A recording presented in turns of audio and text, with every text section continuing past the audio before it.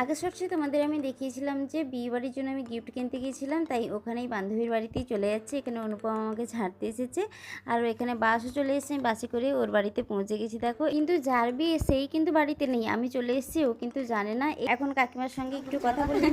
কাকিমার সঙ্গে কতদিন পর দেখা বলো? উনি আসুক, তাকে সারপ্রাইজ দেবো। আসো এখন, তাকে বলা দরকার। হ্যাঁ, কাকিমার সঙ্গে কি কথা হলো বলো তো? কাকিমা বলছে ঠিক আছে, তুমি যে এসছো ওকে বলার দরকার নেই, আমরা সারপ্রাইজ দেবো। বান্ধবীর বিয়ে বলে কথা, 2 দিন আগে তো আসতেই হবে বলো। ও আমাকে অনেক আগে থেকে ডেকেছিল, কিন্তু আমি বলিনি যে কবে যাব। এ দেখো, ওর ঘরে একটি পুচকি, আর এই দেওয়ালটি ওর ছবিতে কি সুন্দর তৈরি করেছে না। এখানের বিয়ের প্যান্ডেলটা হচ্ছে, ফাইনালি ও চলে এলো। দেখো, ও গেছিল নেল এক্সটেনশন করতে, আর বাড়িতে এসে আমাকে দেখে তো পুরো অবাক। দেখো, এখন বাজে 12টা 15। 12টা 15-এর সময় সকলে আমরা এখানে বাইরে বসে একটু গল্প করছি। এখন নতুন বউ দেখে নিচ্ছে সবকিছু ঠিক আছে কিনা, আর ওকে বসে কেমন লাগছে। বিয়ের ভিডিও কিন্তু অনেক আসছে, দেখতে থেকো।